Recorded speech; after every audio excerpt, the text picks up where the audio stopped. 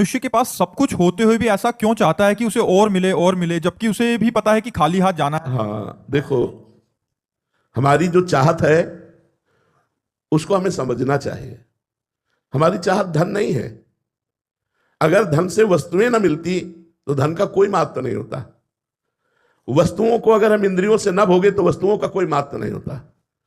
प्रधान बात आई इंद्रियों के भोग से, और इंद्रियां इन झूठे भोगों से कभी तृप्त नहीं हो सकती। हमारी जो चाहत है उसे समझना चाहिए। हमारी चाहत है अखंड सुख, जिसमें दुख का लेश ना हो। हमारी चाहत है कोई हमें ऐसा प्यार करे जो सिर्फ हमें प्यार करे। तीसरी चाहत है कि शांति, अखंड शांति हम चाहते हैं। चौथी बात है मरना नहीं चाहते, अविनाशी। चार बातें देख लो सब लोग। सुख जिसमें दुख का लेश ना हो, दुख का बिल्कुल लेश ना हो। प्यार जो मुझे करता हो, मेरे शरीर से नहीं, मेरी वस्तुओं से नहीं, मुझे प्यार करता हो, ऐसी दृष्टि नहीं है।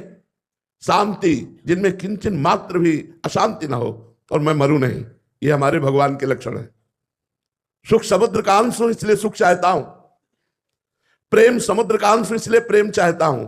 शांताकारम, शांत समुद्र भगवान है इसलिए मैं शांति चाहता हूं। और अविनाशी भगवान है इसलिए मैं अविनाशी मरना नहीं चाहता।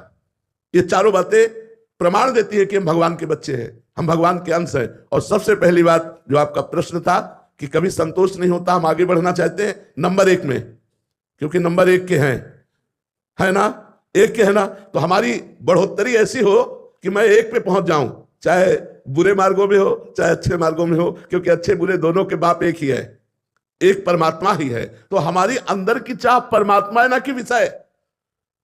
सुख, प्रेम, शांति और अविनाशी ये परमात्मा में है।